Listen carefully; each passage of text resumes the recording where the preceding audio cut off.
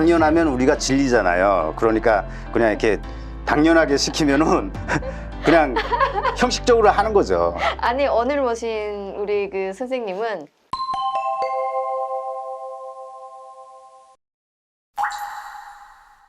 그렇게 하다가 뭐 그렇게 보이부를 끼고 사실은 끼고 장사하는 건 마찬가지잖아요. 그러면은 뭐 나름대로 먹고 살만하지 않았을까요? 북한에서는? 먹고는 살죠. 네. 근데 왜 탈북을 하셨냐 이 말이죠. 아, 중국에 한 두 번 왔다 갔다 했는데. 아 그러셨어요. 그 불법으로요 아니면은 증명서 가지고? 뭐 합법이죠, 그냥. 합법으로 이제 증명서 가지고 오셨구나. 네. 제가 30살까지는 내 인생이 뭔지 생각을 못 해봤어요. 생각을 못 해보고 내 꿈이 뭔지 내 인생이 뭔지 그냥 지금 당장 바쁘니까 지금 당장 내 앞에만 보고 그렇죠. 살았다가 이제 그때 이게 중국에 와서 깜짝 놀란 게 처음에 탁 중국 도착했는데 예. 아 무슨 여자들도 막 오토바이 타고 다니고 예. 너무 이게 꿈도 못 꾸는 그런 것들이 있고 예. 그러다 이제 점차 익숙해지면서 이게 갑자기 이렇게 내 인생이 뭔지 궁금해지기 시작했고 아, 그런 생각 드셨구나. 예, 그래서 뭐 다음번에 이제 안 내리겠죠 깜짝 뭐 북한 안 가 이씨 안 가겠다고. 두 번째 갔을 때는 안 가! 그러고 네, 그러면 거기에 있다가 네. 계속 있는데 그때도 국적에 대해서도 개념이 네. 없었어요 사실. 그러다가 야 이게 뭐 친구가 뭐 어떻게 중국 친구가 어떻게 해서 뭐 한족 애들 거 뭐 이렇게 그 신분증을 산대요. 그래서 뭐 그 한족 애들 그 허구를 샀는데 내가 뭐 중국어도 유창하지 못하고 그렇죠. 거기다가 이게 도대체 이게 무슨 필요가 있냐 나한테 맞지 않는 옷인 거예요. 그래가지고 그때엔 또 뭐 한국 드라마도 좀 뭐 또 접하게 됐고 중국에서 뭐 그래가지고 아 나 한국 가야 되겠다 해서 영사관 전화를 했죠. 이게 너무 쉽게 갑자기 넘어왔는데 중국에 그러면 계시다가 한국 드라마도 보고 여러 가지 이렇게 변하는 거를 보면서 중국에 있을 생각은 안 하고 영사관에 전화를 하셨다고요? 한국 영사관에?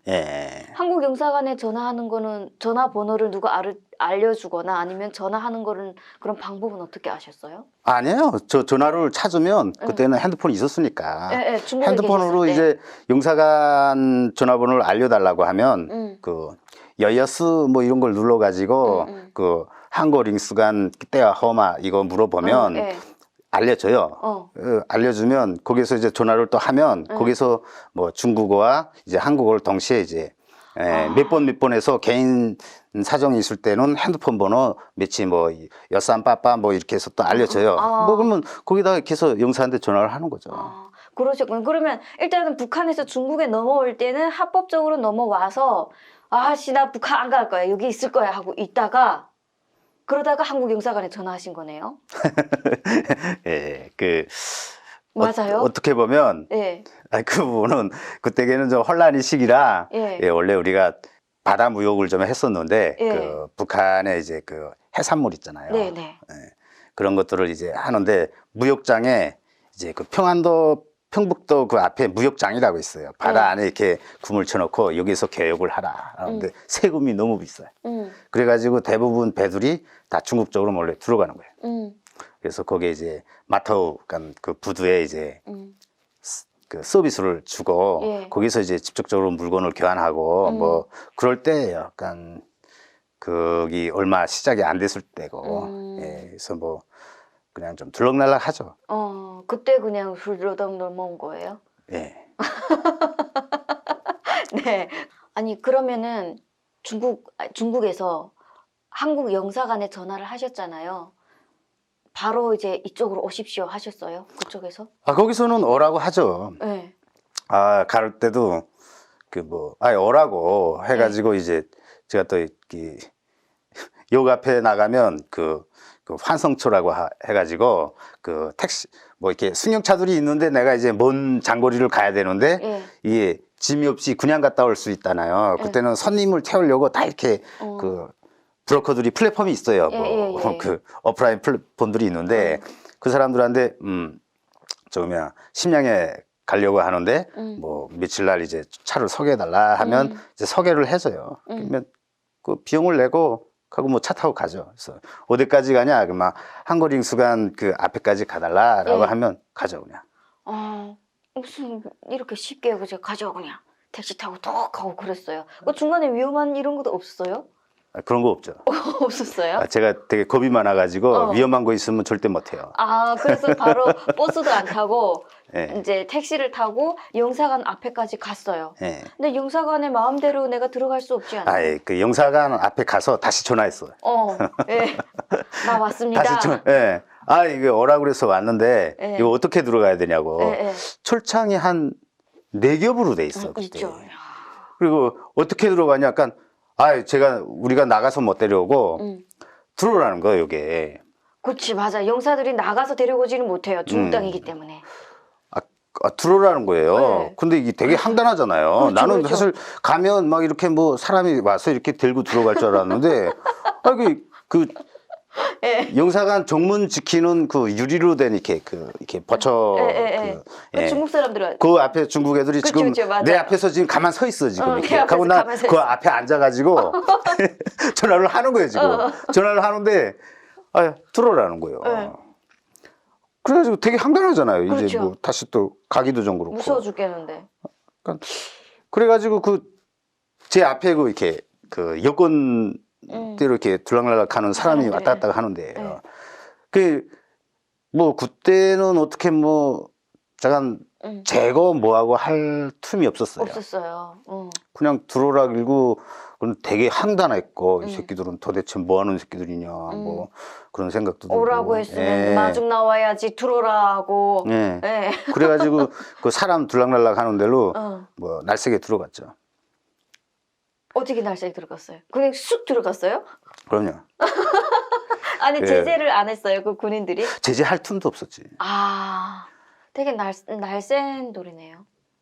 예, 몸이 또 왜소하고 또 이렇게 좀 빨랐어요. 그때는. 예, 제가 뭐 이렇게 그냥 이렇게 훌딱훌딱 넘어다니고 할 때니까. 되게 그럼 쉽게 그냥 쑥 들어갔어요 사람들 틈에. 사람들 틈에 그때 없었어요. 없었고 사람들이 들락날락 하는 걸 이렇게 보고. 끝나고 이제 그 얘들이 밥 먹으러 갔을 때, 밥 먹으러 갔거나 한두 명이 있었을 때게 다 사정으로 돼서 울타리를 넘어가기는 무리더라고. 그렇죠. 근데 요거는 딱 하나만 넘어가면 되잖아요. 그래서 그쪽으로 들어갔죠. 야, 그 들어가서 내가 들어가서 거기 용사관인지도 모르고 들어갔는데 이렇게 뒤에 또 그 용사관 지키는 사람들이 이제 막 따라와가지고 너 왜 나 따라오냐고 따라오지 말라고 막 얘기를 하면서 그러면서 들어가서 이제 그 직원들이 앉아 있잖아요. 그 뭐 여자들이 젊은 여자들이 앉아 있는데 거기 가서 내가 여기 북한에서 왔는데 이거 어떻게 해야 되냐고 물어봤더니 이제 좀 기다리라고. 거기에 내가 들어간 데가 용사관이더라고요. 난 거기에는 또 용사관과 별개의 공간인 줄 알았거든요. 거기도 아직 그 중국 땅인 줄 알았거든요. 그 영사관 민원실에 들어가신 거구나. 뭐 그랬더니 뭐 사람이 와가지고 오시라고 해서 또 들어갔죠. 그 영사관에서 계시다가 영사관에서 얼만큼 계셨어요? 한 3년 있었죠. 3년 계셨어요? 네. 저 북경 영사관에서 13개월 있었는데 저보다 더 오래 계셨네요. 그럼 뭐 몇 년도에 들어가셨다가 몇 년도에 나오셨어요? 9년도 들어갔다가 12년도 나왔죠. 2009년도에 들어갔다가 2012년도에 왜 그렇게 오래 계셨어요? 글쎄요, 뭐 제일 운이 안 좋나 봐요. 세상에. 아니 너무 오래 계셨다 거기서. 네. 제가 있을 때도 뭐 이렇게 뭐 외교적으로 뭐가 문제가 생기고 이래서 안 보내준다 뭐 어쨌다 이러면서 늦게 왔거든요. 아마 그랬을 것 같아요. 그러니까 외교적으로. 그때도 보면은 이렇게 정치가 문제인데 뭐냐면 그 영사관에 이제 정보 라인들이 있단 말이에요. 그 외교부에도. 그러면 그걸 또 각 자기 당에 이제 또 이렇게 정보를 팔잖아요. 그러면 어디서는 야 중국 애들 너무하다. 너가 어떻게 우리나라를 오려고 했더니 탈북민들을 이렇게 몇 년 동안 잡아놓을 수 있냐라고 중국 대사관 앞에 가서 또 이제 시위를 하잖아요. 그러면 중국 애들이 무섭습니다. 저 보내겠습니다. 그렇게 안 하잖아요. 걔들이. 그러면 무섭습니다. 뭐야 또 문건 1년에 한 번 올라가는데 그거 뭐 또 패싱 뭐 이렇게 하죠. 정말. 그래서 3년 동안 이제 잘 계시다가 어쨌든 우리나라에 와가지고 지금 잘 살고 계시잖아요. 네. 어땠어요? 처음에 나왔을 때 한국이라는 거를 중국에서 이렇게 드라마나 뭐 이런 거를 보면서 이제 좋은 인식을 가지고 한국에 오셨잖아요. 근데 어땠어요? 한국에 오시니까? 글쎄 어느 지점부터 말해야 될지. 나와서 그냥 느꼈던 그런 것들? 그러니까 제가 그 나오기 전부터 원래 목표가 있었고, 네. 그 북한에서는 그림을 그리는 행위가 그냥 남들이 힘들게 일할 때게 약간 그 당이라는 권력 옆에서 뭐 이렇게 조금 편안히 실내에서 이렇게 재간으로 이렇게 그리는 그런 기술자단 말이에요. 그 그림에 대해서 꿈이 없었어요. 그러다가 이제 영사관 3년 동안 지하에서 이술력 이는데 그림은 이렇게 사람을 몰입하게 한단 말이에요. 그렇죠. 약간 정말 3년 동안 지하에 있을 때게 힘들어서 막 자살기도 하는 사람들도 있었고, 그런데 저는 그래도 그림 덕에 그림 매일 뭐 이렇게 재료는 다양하게 못 받았지만 그래도 종이담 이렇게 사달라 그러면 사줬어요. 그래서 그 그림 그리는 덕에 3년을 잘 버티면서 생각했던 게 나가서 평생 동안 뭐 돈 잘 벌고 잘 먹고 잘 사는 것도 좋겠지만 그래도 뭔가 이렇게 좋은 그림을 남기는 것도 또 인생의 한 부분이 아니겠냐라고 생각해서 그 이제 예술을 하겠다고 생각을 했고 그 다음부터 이제 뭐 시간이 지나서 나왔단 말이에요. 그래서 나오자마자 이제 하나원에서 나오자마자 뭐 미대를 입학을 했고, 그리고 또 미대에 들어가서 또 저보다 딱 10년 어린 학생들하고 또 같이 또 공부를 또 했고. 와, 미대에 나오셨어요? 예. 대단하시다. 그래서 뭐 이때까지 뭐 그림 가지고만 이렇게 살아가지고. 아니 너무 대단한 게 우리나라도 미대 들어가기가 사람들이 굉장히 어렵다고 저는 들었거든요. 근데 그거를 이제 어떻게 들어가게 되신 거예요? 아니 그 탈북인들이 그래도 예전 정부에서 잘 해줘가지고 탈북인 특별 전형이라는 게 있고요. 그리고 북한에서 어떤 대학을 뭐 콜레지 나왔다는 전문대에 나왔다는 걸 하면은 그 3학년부터 다닐 수 있어요, 사실은. 그게 또 증명이 다 돼가지고. 그런데 그럴 땐 좀 제가 4년제를 택했어요. 제가 1학년부터 다시 다니겠다고 해가지고 다녔죠. 아니 북한에서도 대학을 다니셨고 우리나라에서도 대학을 다니셨잖아요. 그 많이 어렵지 않으셨어요? 우리나라에서 대학 다니는 게 뭐 예를 들면 영어라든가 뭐 이런 것.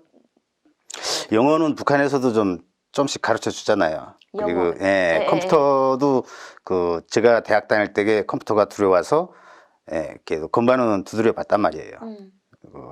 뭐 정보 뭘 이렇게 또 학과가 새로 개설이 돼가지고 제가 북한에서 대학 다닐 때에 새로 또 이렇게 만들어졌댔어요. 뭐 정보학과인지 뭐 이렇게 그래가지고 그래서 영어도 뭐 그렇게 낯설진 않았어요. 그러면 어쨌든 북한에서 배웠던 그 미술이라든가 북한에서는 대학 다니면서 미술은 안 배웠을 거잖아요. 근데 우리나라에서는 미술 배우면서 좀 다르다거나 우리나라 미술이랑 내가 북한에서 그렸던 미술이라든가 뭐 이 그림이라든가 이런 게 다른 부분은 좀 있었어요? 다른 것보다 유사한 것도 많죠. 이렇게 다른 것도 있고 뭐가 유사하다면 그 처음에 그 서묘라고 하죠. 서묘? 그 여기선 드로잉, 뭐 스케치, 뭐 이렇게 이제 얘기를 하는데 명암을 만들고 뭐 그리고 하는 거, 석고상을 넣고 하는 거는 북한도 유사해요. 왜냐하면 역사가 원래 외정댁에 동경 미대 나왔던 사람들이 우리나라 처음 그 미술 이제 엘리트들이었고 이제 6.25 지나서 김일성이 한데 또 많은 사람들이 미술가들이 올라갔어요. 그때는 뭐 모두가 다 평등한 세상이라고 하니까 좀 배운 사람들이 대부분 사회주의, 공산주의를 되게 많이 지향을 했단 말이에요. 그래서 또 그때 북한에 많이 갔고 그리고 또 북한의 어떤 미술 시스템이 변현룡 선생도 있고 그 러시아에 이제 미술 교육을 들어와서 이제 했기 때문에 처음에 뭐 실력 체크 하는 거를 뭐 이렇게 뭐 드로잉하고 뭐 이런 거는 비슷해요. 비슷했고 좀 다른 점이 있다면 이제 우리나라 미술이 점점 이제 그 대학이 점점 발전하면서 세계의 많은 미술가들의 어떤 그 성향이나 이런 미술사나 이런 것들을 받아들여서 그래서 미술의 어떤 목적과 의미가 계속 업그레이드 되는 거예요.